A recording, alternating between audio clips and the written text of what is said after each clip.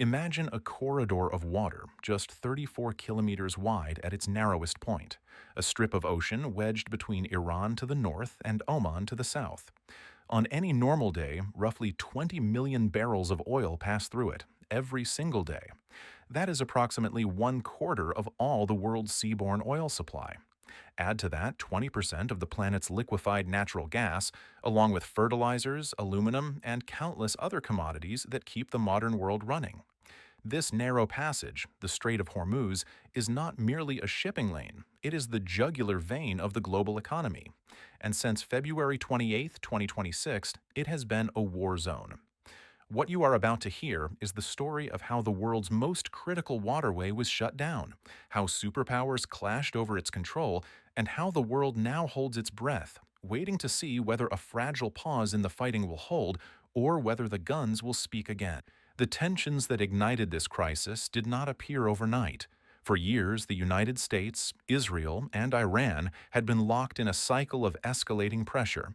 Failed nuclear negotiations in Geneva, a brief but violent 12-day air conflict in 2025, and a drumbeat of threats that grew louder with each passing month. By early February 2026, the warning signs were everywhere. Insurance premiums for ships transiting the Strait of Hormuz had already begun to climb, from 0.125% of ship value per transit to between 0.2 and 0.4%. For the largest oil supertankers, that meant an extra $250,000 just to make the journey. Iran, sensing what was coming, quietly increased its oil exports to 3 times their normal rate and emptied its storage facilities, hedging against what it feared was imminent. The U.S. Joint Chiefs of Staff, America's top military commanders, met with President Trump in classified briefings before the strikes. They warned him directly. If the United States attacked Iran, Iran could close the Strait of Hormuz. Trump heard the warning. He dismissed it. He believed Iran would capitulate rather than fight, and that if they did close the strait, the U.S. military could simply reopen it. He was wrong on both counts. On February 28, 2026, the United States and Israel launched Operation Epic Fury, a coordinated campaign of airstrikes targeting Iran's military facilities, nuclear sites, and senior leadership. The strikes were massive, precise, and devastating. Among those killed was Supreme Leader Ali Khamenei, the man who had held Iran's supreme power for more than 3 decades. Iran's response was immediate and ferocious. Within hours of the strikes, Iranian Revolutionary Guard forces began transmitting warnings over maritime radio frequencies to every vessel in the Strait of Hormuz. The message was blunt: no ships would be permitted to pass. Simultaneously, Iran launched missile barrages at Israeli cities and at U.S. military bases across the Gulf, striking facilities in the UAE, Qatar, and Bahrain, causing casualties and infrastructure damage. In Lebanon, Iranian-backed Hezbollah opened a second front, firing rockets into northern Israel. And the Strait of Hormuz went dark. Ship tracking data showed tanker traffic collapsing almost overnight, down 70% within days, and then to virtually zero. Over 150 vessels dropped anchor just outside the strait, their captains unwilling to risk what lay beyond. By early March, no tankers in the strait were broadcasting automatic identification system signals at all. The waterway had effectively ceased to function. The human cost was immediate. On March 1st, the oil tanker Skylight was struck by a projectile north of Kasab, Oman, killing 2 Indian crew members. The MKD Vyom was hit by a drone boat, sparking a fire in its engine. Room: 1 Indian sailor killed, 21 crew forced to abandon ship. A U.S.-flagged tanker, the Stena Imperative, was struck twice in the port of Bahrain. A port worker died. 2 more were wounded. By March 4th, at least 8 vessels had been damaged. A tugboat sent to rescue the stricken Safine Prestige was struck by 2 Iranian missiles and sank, 3 crew members missing, likely dead. Iran was using 4 distinct methods to strangle the strait: direct attacks from boats, missiles, and drones, sea mines hidden beneath the water, GPS jamming to disorient navigation systems, and satellite signal spoofing to mislead ships about their position. The effect on global markets was staggering. Oil prices, which had not touched $100 a barrel in 4 years, surged past that threshold on March 8th and kept climbing, reaching $126 a barrel at their peak.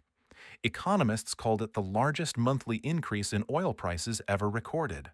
The closure was being compared to the 1970s energy crisis. Fuel prices spiked across Europe and Asia. Fertilizer supplies tightened. Airlines began rerouting flights. The entire architecture of the global economy was straining under the pressure of one closed strait. And it had only been 1 week. The international community watched in alarm. On March 9th, French President Emmanuel Macron announced that France and several allied nations would establish a defensive escort mission for merchant ships, sending frigates into the region under the framework of Operation Aspides. Britain, Germany, and Italy began coordinating their own support for commercial shipping. The G7 nations convened emergency consultations. U.S. Energy Secretary Chris Wright told reporters the U.S. Navy was considering options to restore tanker traffic. The 31st Marine Expeditionary Unit was deployed to the region.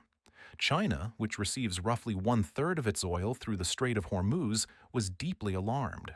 President Xi Jinping called for the United States and Iran to step back from the brink. Beijing insisted the strait must remain open as an international waterway, not held hostage by any single power. Russia, too, issued diplomatic protests urging peaceful resolution. Neither country, however, sent weapons or troops to Iran's aid. Tehran would have to fight this battle largely alone. Inside Iran, defiance was the official posture, but the economic pressure was real. Iran was already living under some of the harshest sanctions in history. Now it faced a naval confrontation with the most powerful military on Earth, while its supreme leader lay dead and its population watched oil prices spike even as their own economy hemorrhaged. President Trump, meanwhile, made the situation more volatile with a series of provocative statements. On March 9th, he falsely claimed on social media that Iran's military had been destroyed and that the strait had already reopened. It had not. He then threatened to destroy Iran's entire infrastructure if it did not reopen the waterway, and, remarkably, suggested renaming the Strait of Hormuz to the Strait of Trump. The world watched. It waited. After weeks of bombardment, back-channel diplomacy, and enormous pressure from both Beijing and Moscow, a temporary ceasefire was agreed on April 8th. The deal included provisions for the Strait of Hormuz to reopen. For a brief moment, there was hope. But the ceasefire was almost immediately complicated. Iran began allowing ships to pass, but charged tolls of over $1 million per vessel. The talks aimed at turning the ceasefire into a durable agreement, held in Islamabad with Pakistan serving as mediator, collapsed without a deal. In response, the United States escalated. On April 13th, the U.S. Navy launched a full naval blockade of Iranian ports, turning what had been a dual crisis into what analysts called a dual blockade. Iran was blockading the Gulf. America was blockading Iran. Two of the world's most powerful military forces were squeezing each other in one of the most economically vital corners of the planet. Around 20,000 mariners and more than 2,000 ships were now stranded inside the Persian Gulf. A brief window opened on April 17th, when a Lebanon ceasefire prompted Iran to announce it would reopen the strait to commercial shipping. But the U.S. maintained its blockade of Iranian ports, and Iran, unwilling to give unilateral concessions while American warships still choked its coastline, reimposed restrictions. The window closed almost as quickly as it had opened. By May, the situation had hardened into a dangerous standoff that the entire world economy could not afford to sustain indefinitely. Energy markets were fractured, supply chains were disrupted, governments were under pressure to act. On May 4th, President Trump ordered the launch of Operation Project Freedom, a U.S. Navy mission to physically escort merchant ships out of the Gulf and restore freedom of navigation through the Strait of Hormuz. Trump framed it in humanitarian terms. Hundreds of ships were stranded, thousands of mariners were trapped, and the operation would set them free. The first day of Project Freedom was violent. U.S. military helicopters engaged Iranian small boats that were moving to intercept civilian vessels under American protection. 6 Iranian boats were sunk. U.S. Central Command Admiral Brad Cooper confirmed that American forces had cleared a mine-free passage through the strait. He told reporters that every Iranian threat, missiles, drones, and patrol boats, had been met and defeated. Iran disputed this account. Iranian state media claimed its forces had fired warning shots at 2 U.S. destroyers, forcing them to turn back. The United States flatly denied it, stating both warships had transited the Strait of Hormuz safely and returned to open waters without damage. Across the Gulf, the ripple effects were immediate. Iran launched drone attacks on the Fujairah oil industry zone in the UAE, a major American ally, setting off what Emirati authorities described as a major fire. A South Korean-operated vessel anchored near the UAE caught fire under circumstances that were not immediately explained. Iran's foreign minister warned the United States and the UAE not to be drawn into what he called a quagmire. There is no military solution to a political crisis, Araghchi wrote. He dismissed Operation Project Freedom as Project Deadlock. But ships were moving again. Under U.S. naval escort, several vessels passed through the Strait of Hormuz. The blockade, for the first time in months, had a crack in it. Then, on May 6th, everything shifted again. President Trump announced a temporary suspension of Operation Project Freedom. The military escort mission, just 2 days old, was being put on hold to assess what he called the potential for a complete and final agreement with Iran. Secretary of State Marco Rubio confirmed that U.S. forces had not withdrawn from the Gulf, the Red Sea, the Arabian Sea, or the Gulf of Oman. They were still there, still deployed, still ready, but the active operation was paused. Secretary of Defense Pete Hegseth stood before cameras and said the United States did not want to provoke further conflict, but he was unambiguous. If Iran attacked any American interests, if any civilian ship came under threat, the U.S. military's response would be swift and severe. Trump himself posted on social media that both sides had mutually agreed on a suspension, a window of time to assess whether a deal was truly within reach. He framed it as a success. American military objectives, he said, had been achieved. The strait had been demonstrated to be passable. Iran had been shown the cost of resistance. The task now was diplomacy. Iran's foreign minister was simultaneously in Beijing, meeting with his Chinese counterpart Wang Yi. China reaffirmed its support for Iran's rights under international law. Wang Yi declared that the Strait of Hormuz must serve all nations, not be held hostage by any power, a pointed message aimed as much at Washington as at Tehran. Russia, meanwhile, continued to provide diplomatic and political backing to Iran, though, like China, it sent no troops and no weapons into the fight. As of today, the situation remains unresolved, but it has shifted from open warfare to a tense and fragile pause. The Strait of Hormuz is no longer completely closed. U.S. warships remain deployed throughout the Gulf and surrounding waters. Iran still controls significant military assets near the strait: missiles, drones, mines, and the formidable Iranian Revolutionary Guard Corps Navy. Thousands of mariners and hundreds of ships remain stranded inside the Persian Gulf, waiting for a resolution that has not yet come. The human toll of the crisis is not abstract. At least 12 seafarers have been killed or are missing. Dozens more have been wounded. Ships from nations across the world, Japan, France, South Korea, Kuwait, Malta, India, have been attacked, damaged, or captured.